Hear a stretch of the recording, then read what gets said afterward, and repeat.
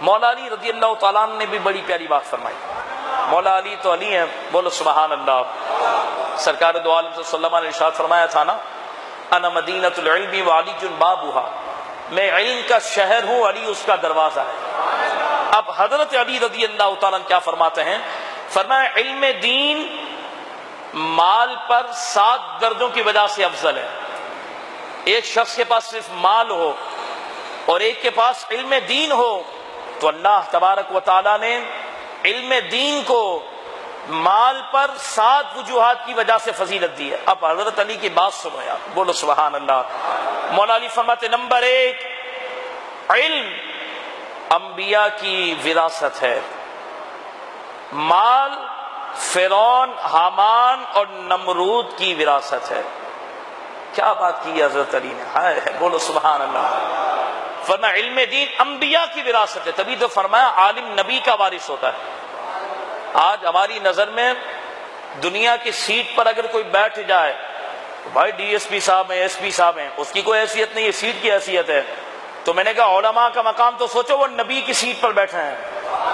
یہ منبر انبیاء کا درجہ ہوتا ہے. رب العالمین جن کو منبر عطا کرتا ہے اسے اپنے نبی کی وراثت عطا کرتا ہے. وہ تو ہماری مرضی ہے کہ ہم ان کی قدر کریں کہ نہ کریں، اور ہم ان کی فضیلت کو جانے کہ نہ جانے. لیکن مولا علی نے فرمایا کہ علماء خوش ہو جائیں کہ رب العالمین نے انہیں اپنے انبیاء کا وارث بنایا ہے.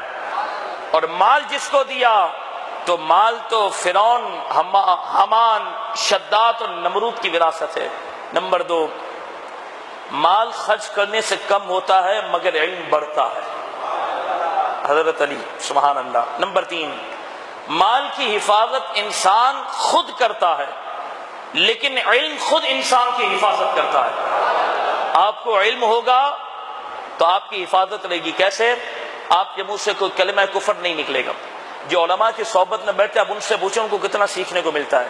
کیونکہ ہمیں تو بولنے بھی نہیں آتا، خدا کی قسم عوام کو تو بولنے نہیں آتا، عوام کو تو کوئی طریقہ ہی نہیں. فرمایا اگر تیرے پاس علم ہوگا تو یہ علم تیری حفاظت کرے گا یہاں تک کہ تجھے جہنم کی آگ سے بھی بچائے گا.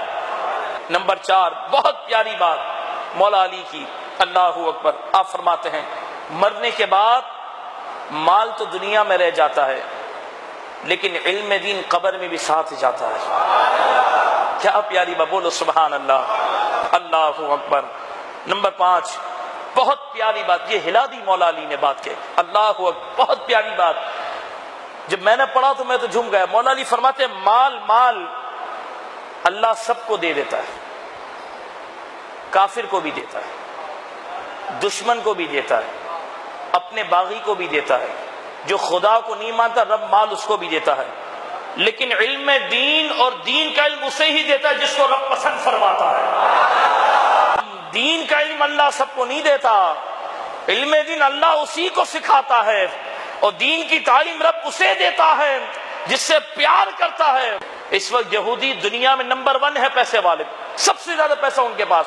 خدا کے دشمن ہیں، خدا کو نہیں مانتے تو رب کی نظر میں مال کی کوئی حیثیت نہیں، اپنے دشمن کو بھی دے دیا.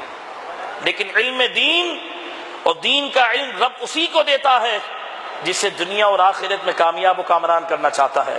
اس کے بعد مولا علی فرماتے ہیں توجہ، کوئی شخص بھی عالم سے بے پرواہ نہیں، کوئی شخص بھی عالم سے بے پرواہ نہیں، لیکن بہت سے لوگوں کو مالداروں کی ضرورت نہیں. عالم دین سے انسان بے پرواہ نہیں ہو سکتا، مالدار سے بے پرواہ ہو سکتا ہے. اور یہ روایت ہم نے یہاں تک بھی پڑھی کہ رب العالمین نے جنت میں جنتیوں کو ہر قسم کی محتاجی سے محفوظ رکھا ہے، لیکن جنت میں بھی جنتی علماء کے محتاج ہوں گے. جنتی جنت میں بھی علماء کے محتاج ہوں گے. اور پوچھیں گے بتاؤ اللہ رب العالمین کا ذکر کیسے کرنا ہے، اللہ سے جنت میں مانگنا کیا ہے.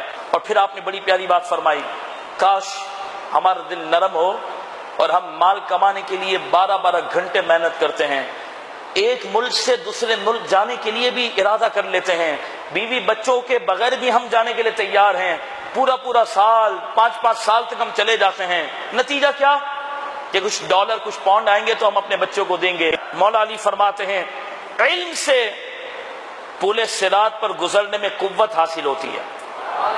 جو جتنا بڑا عالم ہوتا ہے اللہ تعالیٰ اس کو پل صراط پر اتنی تیزی سے گزارتا ہے، اور مال سے پل صراط پر گزرنے میں کمزوری آتی ہے۔ اب اندازہ لگا لو مسلمانوں، یہ جو مولا علی کی 7 نصیحت ہے نا، یہ ہمارے لیے کافی ہیں۔ دیکھیں مال اللہ کی نعمت ضرور ہے، لیکن صرف یہ نتیجہ نہیں، کیونکہ مال تو اللہ سب کو دے دیتا ہے۔ 12 گھنٹے ہم مال کے لیے بھاگتے ہیں کہ 1 گھنٹہ بھی دین کے لیے نہیں نکال سکتے؟ بولے انشاءاللہ نکالیں گے۔ آپ عالم نہیں بن سکتے، آپ ریگولر طالب علم نہیں بن سکتے، لیکن جتنا موقع ملے آپ درس قرآن میں جائیں، اور آج کے درس میں جو آپ نے سنا کہ علماء کی صحبت میں بیٹھیں، انشاءاللہ تبارک و تعالیٰ آپ کو صحبت میں بیٹھنے سے بھی رب العالمین بہت کچھ عطا فرما دے گا۔